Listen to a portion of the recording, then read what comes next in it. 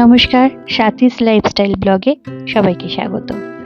আজ করছি মৌরলা মাছের পাতুরি। মৌরলা মাছগুলোকে ধুয়ে বেছে তাকে নুন হলুদ মাখিয়ে রেখেছি।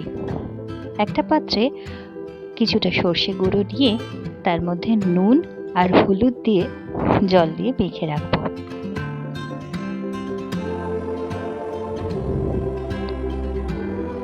জল দিয়ে মাখা হয়ে গেলে আমি একটু কাঁচা সর্ষের তেল দিয়ে দেব ওর মধ্যে, তাতে সর্ষের ঝাঁঝটা খুব ভালো ওঠে। আগে থেকেই পেঁয়াজ, টমেটো আর লঙ্কা কুচি করে রেখেছি। কলা পাতাগুলোকে ঠিক করে কেটে রেখেছি এবং তাতে সেঁকেও নিলাম ভালো করে কলা পাতাগুলোকে ধুয়ে। এরপরে পেঁয়াজ আর টমেটো কুচি দিয়ে মাছটাকে একটু মেখে নেব। যেহেতু শ্বশুরমশাই ঝাল খান না, সেই জন্য কাঁচা লঙ্কা পরে দেব। এরপরে ওই সর্ষে বাটাটা দিয়ে দিলাম মাছের মধ্যেই, একসাথে সব কটা মেখে নেব ভালো করে।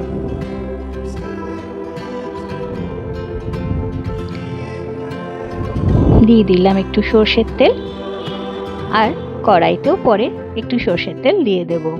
শ্বশুর মশাইয়ের জন্য অল্প করে তুলে রাখলাম। এরপরে আমাদের জন্য কাঁচা লঙ্কা কুচিও দিয়ে দিলাম।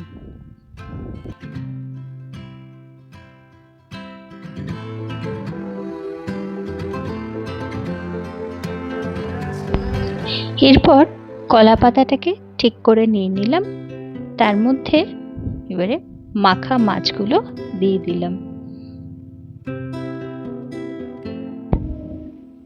এরপরে একটা কাঁচা লঙ্কা ওপর থেকে কেটে দুভাগ করে দিয়ে দিলাম, আর একটু সর্ষের তেল দিলাম।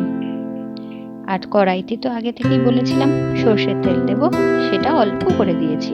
কলা পাতাটা সুতো দিয়ে ভালো করে মুড়ে সর্ষের তেলটা গরম হয়ে গেলে কড়াইয়ের মধ্যে দিয়ে ঢাকা চাপা দিয়ে দেবো 10 মিনিটের জন্য।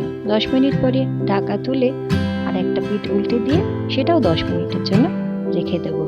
এইভাবেই তৈরি হয়ে গেল আমার পাতুরি। শুনে নেওয়া যাক কি বলো। বলো এবার কেমন হয়েছে পাতুরি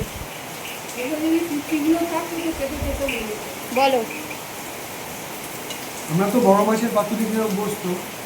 আমি সাজেস্ট করেছিলাম যে মৌরলা মাছের পাতুরি করলে কীরকম লাগে, লেটস ট্রাই। তো সত্যি কথা বলতে কি, মৌরলা মাছের পাতুরি আমি প্রথম খেলাম, খুবই ভালো লাগলো। এবং আমার মনে হয় যে কেউ যদি একটু যারা হাটকে ট্রাই করে, অবশ্যই রান্নার কনসেপ্ট থাকা উচিত, তাদের ভালোই লাগে। চলো আজ এই পর্যন্ত। যদি ভালো লাগে থাকে লাইক, কমেন্ট, সাবস্ক্রাইব করতে ভুলো না যেন।